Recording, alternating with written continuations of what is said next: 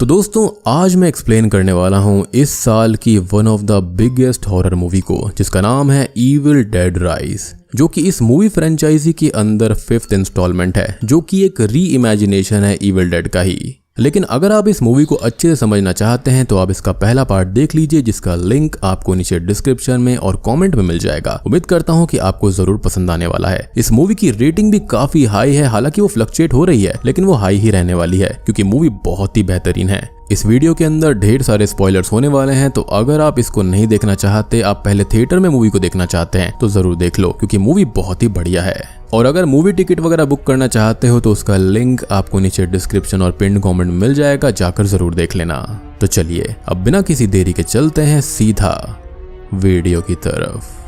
तो मूवी की शुरुआत एक क्रीपी से सेक्लूडेड कॉटेज और जंगलों को दिखाते हुए होती है, जो कि एज यूजुअल होता है, जहां पर हम 3 दोस्त जेसिका, केलब और टेरेसा को टाउन से दूर इसी जंगल में मस्ती करते हुए देख पाते हैं, जो कि लेक के किनारे मजे कर रहे थे। लेकिन हम नोटिस करते हैं कि केलब और टेरेसा ही यहाँ मस्ती कर रहे थे, तो जेसिका कहाँ पर थी? और ऐसा इसलिए होता है क्योंकि जेसिका की तबीयत खराब थी। जेसिका से मिलने टेरेसा अंदर आती है, लेकिन वो ज्यादा कुछ नहीं बोलती। टेरेसा अब जेसिका के साथ मस्ती करते हुए किताब पढ़ने लगती है, लेकिन तभी जेसिका बिना देखे ही किताब को डिमोनिक टोन में रीड करने लगती है, जो कि टेरेसा के लिए शॉक वाली बात थी।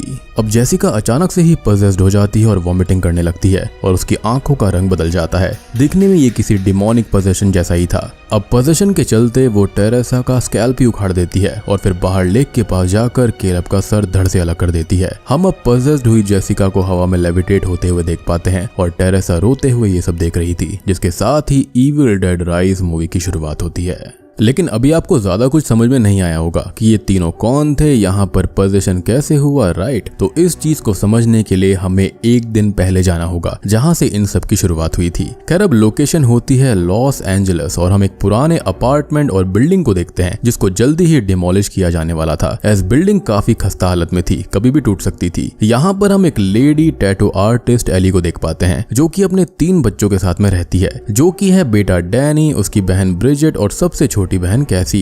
एली यहाँ पर अपने हस्बैंड से पिछले 2 महीने से दूर रह रही है क्योंकि उनके बीच में बनती नहीं है। खैर उसी रात एली की सिस्टर बेथ उससे मिलने इसी स्पूकी अपार्टमेंट में आ जाती है, जहाँ पर बेथ खुद परेशान थी और वो एक कॉन्सर्ट सिंगर है और वो कॉन्सर्ट छोड़कर आई थी क्योंकि वो प्रेग्नेंट थी और ये बात उसको हजम नहीं हो रही थी। इनफैक्ट ये बात वो अपनी बहन या फिर किसी और को फिलहाल नहीं बताती है। बेथ अब सभी को गिफ्ट दे रही होती है और वो एली के हस्बैंड के लिए भी गिफ्ट लेकर आई थी, लेकिन तभी एक तनाव भरा माहौल छा जाता है और एली अपनी बहन से बात करने के लिए बच्चों को अपनी आंटी के लिए पिज्जा लाने भेज देती है। खैर जब बेथ को एली और उसके हस्बैंड के सेपरेशन के बारे में पता चलता है तो वो दुखी हो जाती है और अपनी बहन से कहती है कि उसको इस बारे में उसे इन्फॉर्म करना चाहिए था। लेकिन एली कहती है कि उसने उसे 2 बार कॉल्स किए, एक बार जब वो सेपरेट हुई और दूसरा जब वो इस अपार्टमेंट में आई थी, क्योंकि उसके पास में ज्यादा पैसे नहीं थे, जिसको सुनकर बेथ को बुरा लगता है और वो अपनी बहन से माफी मांगती है। खैर अब जब तीनों बच्चे पिज्जा और कोल्ड ड्रिंक्स लेकर आ रहे होते हैं तो अचानक से ही 5.1 रिक्टर स्केल पर भूकंप आ जाता है, जिससे कार पार्किंग एरिया के अंदर क्रैक्स आने लगते हैं। ऊपर एली और बेथ भी डर रहे थे और नीचे तीनों बच्चे डरकर बैठ जाते हैं, लेकिन कुछ ही देर में सब कुछ शांत हो जाता है। अब बात यहाँ पर इतनी सी नहीं थी। डैनी देखता है कि भूकंप आने की वजह से वहाँ पर पार्किंग के अंदर एक होल बन चुका है, जिसके अंदर जाया जा सकता था। वो खुराफाती तो था ही, तो वो नीचे चला जाता है, जहाँ पर उसे ढेर सारी किताबें मिलती हैं और कुछ विनाइल रिकॉर्ड्स मिलते हैं, पार्ट 1, पार्ट 2 और पार्ट 3। उसको एक फोटो भी मिलती है जिसके अंदर 3 प्रीस्ट होते हैं। साथ ही साथ उसको एक सील्ड कब्र मिलती है और आसपास ढेर सारे होली क्रॉसेस थे, जिससे साफ अंदाजा लगाया जा सकता था कि वो किसी ईविल को कंटेन कर रहे थे।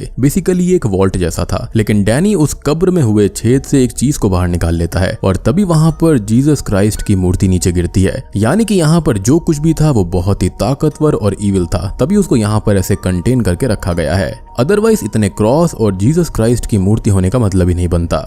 डैनी अब जैसे ही उस चीज से कपड़ा हटाता है तो ढेर सारे कीड़े उस चीज के ऊपर से उड़ जाते हैं और ये कुछ और नहीं बल्कि इविल डेड फ्रेंचाइजी की फेमस किताब है, जिसको यहाँ पर छुपा कर रखा गया था। लेकिन बेवकूफ डैनी विनाइल रिकॉर्ड्स और इस किताब को अपने साथ ले जाता है। अब ऊपर इनकी माँ एली इन सब के लिए परेशान हो रही थी। साथ ही साथ न्यूज के ऊपर खबर भी आ रही थी कि अर्थक्वेक ने इनकी बिल्डिंग के आसपास वाले इलाके को हिट किया है। एली अब उनके पड़ोस के लड़के गैब्रियल से उनके बच्चों को ढूंढने के लिए मदद मांगती है। एक बुजुर्ग मिस्टर फोंडा भी वहां पर होते हैं, जो कि बेथ से बात करता है क्योंकि वो वहां पर नहीं थी। लेकिन तभी एली के तीनों बच्चे लिफ्ट से ऊपर आ जाते हैं, जिससे वो रिलैक्स्ड हो जाती है। साथ ही साथ वो उनको डांटती भी है कि भूकंप आने पर लिफ्ट का इस्तेमाल नहीं करना चाहिए।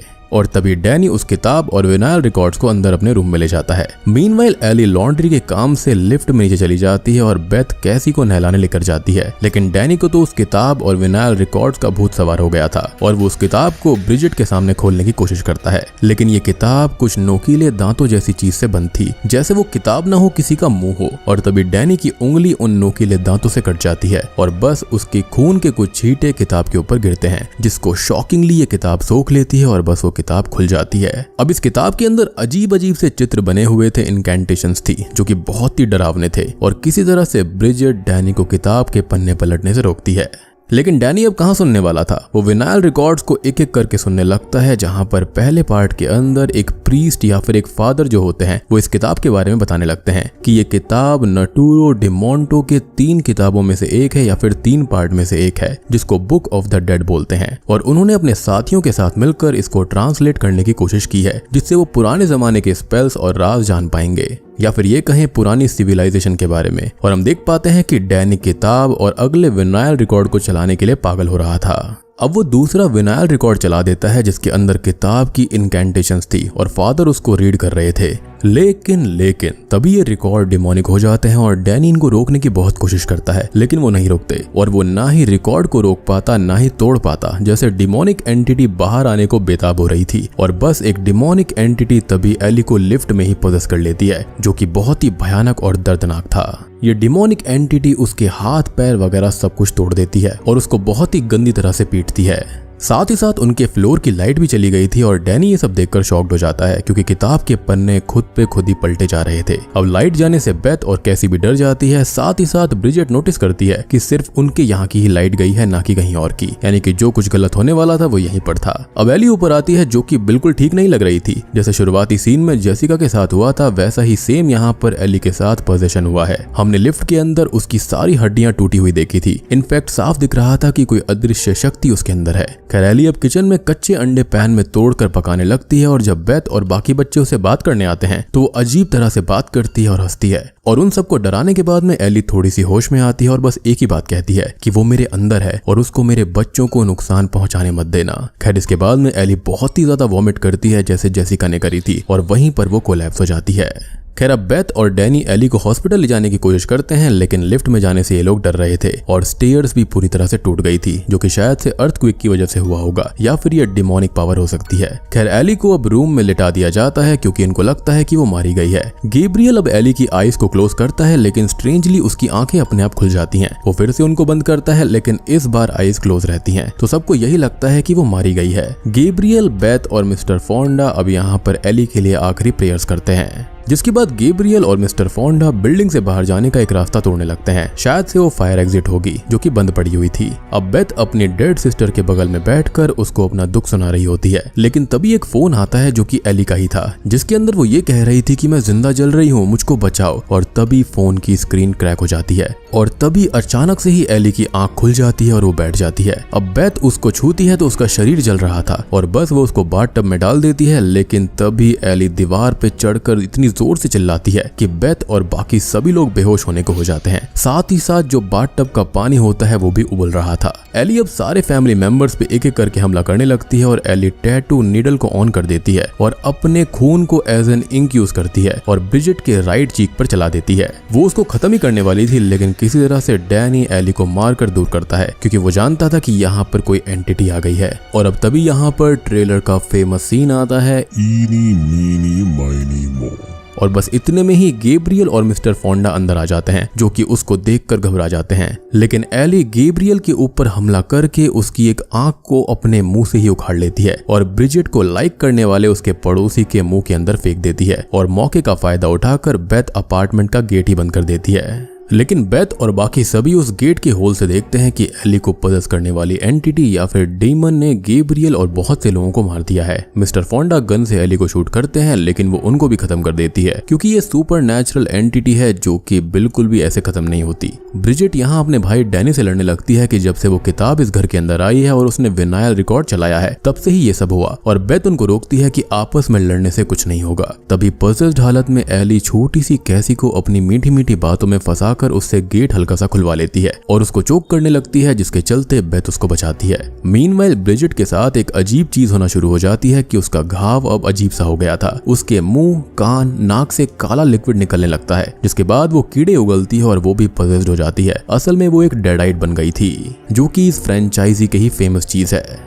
जब बेथ उसके पास किचन में उसको देखने आती है तो वो कांच खा रही होती है और देखने से साफ पता चल गया था कि वो पोजीशन में थी। एली ने अपने खून से उसके फेस पे टैटू मशीन से खरोच दिया था, तो ये वहीं से हुआ था। ये एक इन्फेक्शन जैसा है या फिर एक काइंड ऑफ ए प्लेग है। खैर, ब्रिजिट एक चीज ग्रेटर से बेथ के पैर की खाल निकाल लेती है, जो कि काफी शॉकिंग था। लेकिन किसी तरह से बेथ बचकर भागती है और फिर वो डैनी और कैसी पे हमला करती है। लेकिन कैसी की बनाई गई डॉल की लकड़ी ब्रिजिट के सर के आर पार हो जाती है, जिससे वो नीचे गिर जाती है और कैसी की बात सच हो जाती है कि उसकी डॉल उसको बचाएगी। कैसी, बेथ और डैनी शॉक थे कि ये सब उनके साथ हुआ क्या है और उनको ये एक नाइटमेयर लग रहा था। लेकिन सेफ्टी के लिए डैनी ब्रिजिट को एक बेड से बांध देता है। डैनी अब फाइनली बेथ को पार्किंग लॉट के हॉल में मिली किताब यानी कि नाटूरो डिमोंटो या फिर बुक ऑफ द डेड और कुछ विनाइल रिकॉर्ड्स के बारे में बता देता है। डैनी बोलता है कि उसने खाली 2 ही रिकॉर्ड सुने थे और दूसरे के अंदर ये इनकैंटेशंस थी, जिसके बाद में ये सब हुआ। तीसरा सुनना भी बाकी है, लेकिन लाइट नहीं थी और रिकॉर्ड प्लेयर भी खराब हो गया था। लेकिन बेथ को ये फिक्स करना आता था, क्योंकि म्यूजिक और ये सब उसका पैशन था। वो ये सब करती रहती थी। वो रिकॉर्ड को ठीक करके 3rd विनाइल रिकॉर्ड को सुनना शुरू करती है, वो भी हेडफोन्स में, ताकि कोई और इसको ना सुन पाए और कोई नुकसान भी हो तो खाली उसको हो।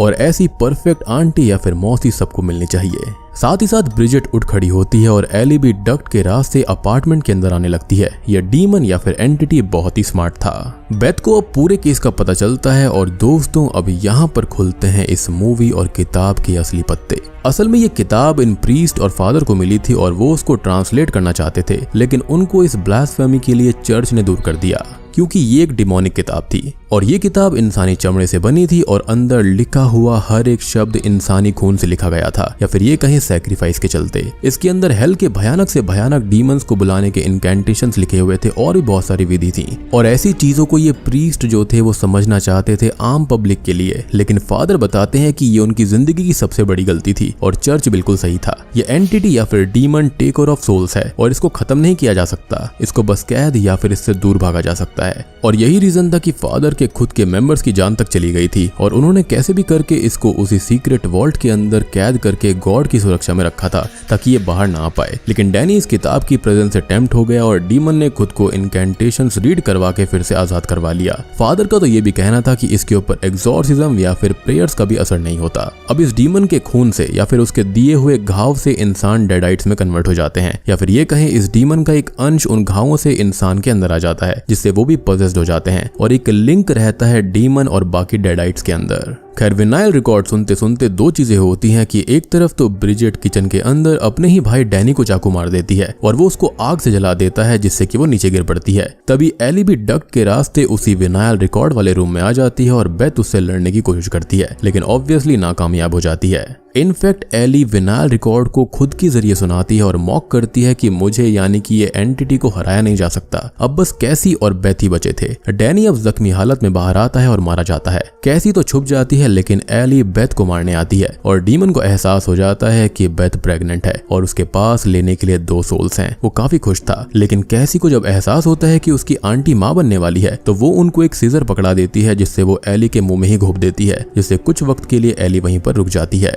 असल में इस डीमन को मजे लेने में काफी अच्छा लगता था। वो विक्टिम्स को टॉर्मेंट किया करता था। जितना ज्यादा डर होगा उसके लिए सोल्स उतनी ही मीठी होंगी। खैर, कैसी और बेथ अब हॉलवे में आते हैं, जहां पर मिस्टर फोंडा की गन से बेथ एग्जिट को तोड़ने वाली थी, लेकिन तभी एली जाग जाती है और गोली सीधा एली के पैर में बेथ मार देती है, जिससे उसका एक पैर खत्म हो जाता है, साथ ही साथ उसका हाथ भी। फिर भी एली यहाँ पर कैसी को फंसाने के लिए मीठी मीठी बातें करती है, लेकिन इस बार कैसी उसकी बातों में नहीं आती और कहती है कि you are not my mom. अब एक एक करके सारे के सारे विक्टिम्स डेडाइट्स में कन्वर्ट होने लगते हैं और बोलने लगते हैं कि शाम तक कोई भी नहीं बचेगा। जिसके बाद में कैसी और बेथ के पास लिफ्ट से भागने के अलावा कोई और रास्ता नहीं था, लेकिन जो लिफ्ट होती है वो बंद नहीं हो रही थी, क्योंकि वहां पर घर की चाबी पड़ी हुई थी, साथ ही साथ कार की भी, क्योंकि जब एली पजेस्ड हुई थी तो उसके हाथ में ये चाबियां थी। कैसी यहाँ पर स्मार्टली प्ले करती है और चाबियों को अपने पास रख लेती है, जिससे कि ये लिफ्ट बंद हो जाती है। लेकिन हम देखते हैं कि एली के जिस्म के अंदर पजेस्ड हुए डैनी और ब्रिजिट खुद को जोड़ लेते हैं, जिससे कि लिफ्ट में खून भरने लगता है, जो कि बहुत ही बेहतरीन सीन था। जैसे जैसे लिफ्ट नीचे जा रही थी खून भी बढ़ता जा रहा था और बुक ऑफ द डेड खुद पे खुद पलट के एक पेज पे आ जाती है जहां पर कई सारे हाथ पैर मुंह वाला एक क्रीचर होता है और इसी क्रीचर के अंदर एली बदल जाती है। अब लिफ्ट किसी तरह से नीचे आती है और ओवरलोड होने की वजह से ओपन होने लगती है, जिससे ढेर सारा खून बाहर आता है जो कि द शाइनिंग मूवी की याद दिलाता है। मतलब देख रहे हो कितनी छोटी छोटी बारीकियों का ध्यान रखा गया है और इसलिए ये मूवी बहुत ही बेहतरीन है। खैर अब ये दोनों खून से लथपथ उठते हैं और कार लेकर भागने लगते हैं, लेकिन कार एक क्रैक के अंदर फंस जाती है और तभी एली डीमन वहां पर आ चुकी थी। साथ ही साथ वहां पर काफी फॉग भी थी जो कि इसी डीमन की एक शक्ति है। खैर ये डीमन कैसी को पकड़ लेता है और एक सॉ की मदद से उसको मारने ही वाला होता है, लेकिन बेथ उसको बचा लेती है और ये जो सॉ है वो इस फ्रेंचाइजी का ही रेफरेंस है ओरिजिनल मूवी का। खैर अब तभी एली डीमन बेथ को ग्राइंडिंग मशीन में खत्म करने वाली होती है, लेकिन कैसी मशीन को रोक देती है और बेथ सॉ को इस डीमन की तरफ दे मारती है और कैसी को मशीन ऑन करने को कहती है, जिससे कि ये डीमन समेत एली, डैनी और ब्रिजेट खत्म हो जाते हैं। मतलब अपने ही हाथों से अपनी फैमिली को खत्म करना बहुत ही शॉकिंग था। जिसके बाद ये दोनों वहां से निकल जाते हैं, लेकिन ये डीमन खत्म नहीं हुआ था, ना ही वो किताब, खाली यहाँ पर उसका वेसल खत्म हुआ, ना कि ये डीमन। और इन दोनों को ऐसे जाना भी नहीं चाहिए था, लेकिन क्या करें, ऐसा नहीं करेंगे तो आगे के पार्ट्स कैसे बनेंगे। एनीवेज अब इतनी तबाही मचाने के बाद में हम अगले दिन का सीन देखते हैं जहां पे एक लड़की लिफ्ट से नीचे आती है और ये कोई और नहीं बल्कि मूवी की शुरुआत में दिखाई गई जेसिका थी। जी हाँ, और वो भी इसी बिल्डिंग में दूसरे फ्लोर पे रह रही थी, यानी कि शुरुआती वाला सीन प्रेजेंट टाइम का था। लेकिन उसने किसी की आवाज कैसे नहीं सुनी? हो सकता है कि शायद डीमन की शक्ति की वजह से ये सब आइसोलेट हो गया होगा। खैर अब पार्किंग लॉट में आकर वो टेरेसा को 15 मिनट में पिक करने को बोलती है और तभी जेसिका नोटिस करती है कि वहां पर खून ही खून है और वो डर के मारे पुलिस को कॉल करने ही वाली थी। लेकिन तभी टेकर ऑफ सोल्स यानी कि डीमन जेसिका को पजेस कर लेता है, क्योंकि वहां पर सिर्फ पजेस हुआ शरीर खत्म हुआ था, ना कि ये डीमन जो कि अभी भी आजाद घूम रहा था अपने नए वेसल की तलाश में, जो कि जेसिका बन जाती है। अब आपको स्टार्टिंग वाला सीन समझ में आया होगा कि जेसिका ये सब क्यों कर रही थी और यही तो इविल डेड राइज की शुरुआत थी। और बूम, इसी के साथ में ये मूवी यहीं पर खत्म हो जाती है। तो दोस्तों ये थी इविल डेड राइज मूवी की कहानी। और राइज इसलिए क्योंकि ये एंटिटी काफी टाइम बाद फिर से जाग गई और नटूरो डिमोंटो का एक पार्ट नहीं है बल्कि 3 है, यानी कि इस मूवी के हिसाब से तो एटलीस्ट ऐसा है। तो ये सेंस भी बनाता है कि किताबें अलग अलग जगह पर कैसे थीं और मूवी के अंदर जो प्रीस्ट की आवाज है ना वो रियल ऐश विलियम्स की रेफरेंस दिखाने के लिए है। डेडाइट्स और ये सभी रेफरेंस ही थे। सॉ से हमला करना, खून में लथपथ होना, ये सब काफी बढ़िया है और ओरिजिनल का ही रेफरेंस है। मूवी के अंदर भर भर के गोर सीन्स और डरावने सीन्स हैं, तो स्टोरी वाइज तो कुछ नया नहीं मिलेगा, लेकिन सीन्स बहुत ही अच्छे से एग्जीक्यूट किए गए हैं। Definitely one of the best horror है इस साल की। और इसको स्टोरी वाइज मत देखना, खाली हॉरर के उससे देखना। हालांकि अब मैं सारी इविल डेड मूवीज और सीरीज कवर करके आपको एक टाइमलाइन समझाने की कोशिश करूंगा कि ये किताब अलग अलग टाइम पे अलग अलग जगह पर कैसे जा रही थी, क्योंकि उस पे काम चालू हो चुका है। सबसे बड़ी बात, ये किताब अपने आप में मस्त है। रियल में ऐसा कुछ एग्जिस्ट भी करता है। अगर आप चाहो तो मैं उस किताब को भी कवर कर सकता हूँ। कमेंट में जरूर बता देना। मुझे पर्सनली मूवी मस्त लगी और थिएटर रेस्पॉन्स भी काफी बढ़िया था। एंड में तो सब बिल्कुल चुप हो गए थे जैसे सांप सूंघ गया हो। इनफैक्ट पोस्ट क्रेडिट सीन के बारे में मत सोचना, वो तो है ही नहीं, तो क्रेडिट्स आते ही निकल जाना। लेकिन हाँ, अगर आपको स्टार कास्ट और किसने क्या कैसे किया है देखना है तो जरूर रुक जाना, क्योंकि ये लोग भी क्रेडिट डिजर्व करते हैं। लेकिन ये एक मस्ट वॉच मूवी है। तो उम्मीद करता हूँ कि आपको इविल डेड राइज मूवी की एक्सप्लेनेशन पसंद आई होगी। पसंद आई है तो वीडियो को लाइक कर देना, चैनल के ऊपर नए हैं तो सब्सक्राइब कर लीजिए। तो मैं आप सबको मिलता हूँ अगली वीडियो के साथ में, तब तक के लिए